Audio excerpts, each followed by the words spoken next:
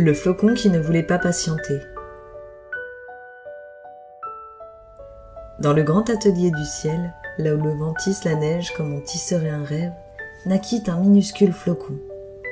Il s'appelait Elio et n'avait pour tout bien qu'un éclat cristallin et un cœur plein de curiosité. Autour de lui, ses frères flottaient avec douceur dans leurs nuages, attendant patiemment la grande descente qui leur permettrait de se poser sur les toits et les chaussées. Mais Elio, lui, n'arrivait pas à patienter. « Là-bas, sous les nuages, qu'y a-t-il donc pour que tous veuillent y descendre ?» se demanda-t-il.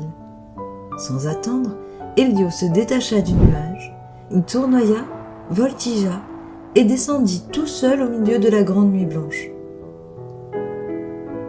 Le voyage fut merveilleux. Il salua une étoile filante, croisa un oiseau endormi sur une cheminée, passa au-dessus d'un sapin aux branches couvertes de guirlandes colorées. Il se laissa enfin porter par une rafale joyeuse qui le fit danser au-dessus d'une forêt endormie. Mais lorsqu'il se posa enfin, ce fut sur le bout du nez d'un renard. Le renard, surpris, éternua. « Atchoum !» Et le flocon s'envola à nouveau, riant de sa mésaventure. « Oh, pardonne-moi, petit flocon, » dit le renard d'une voix douce. « Ce n'est rien. Que fais-tu ici dans la forêt ?»« J'habite dans cette forêt, » lui répondit-il. « Existe-t-il de beaux endroits ici ?»« Bien sûr. Suis-moi, petit flocon. » Alors le renard bondit, et Elio le suivit en virevoltant. Ils se rendirent ensemble dans la clairière des sapins. Là, les arbres brillaient d'un éclat argenté, baignant la nature d'une douce lumière. Au milieu de cette clairière trônait un grand sapin.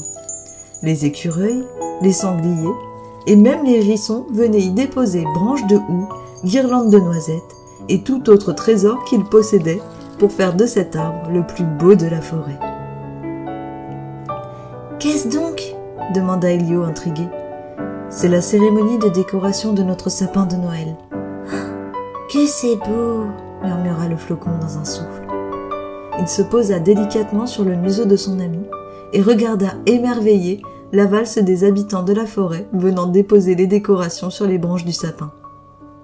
Bientôt, une brise douce et joyeuse se leva. « Elio, il est temps de rentrer, » lui dit-elle.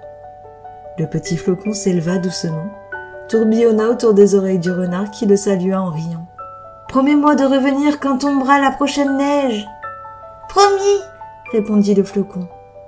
Alors la brise le prit dans ses bras et l'aida à retrouver sa famille qui descendait paisiblement. En bas, la ville s'étendait toute parée de lumière. Les fenêtres étaient éclairées de bougies dorées, les cheminées fumaient doucement et la magie de Noël baignait les maisons d'une ambiance chaleureuse. Le petit flocon sentit son cœur pétiller de joie lorsqu'il se posa avec ses frères sur un toit.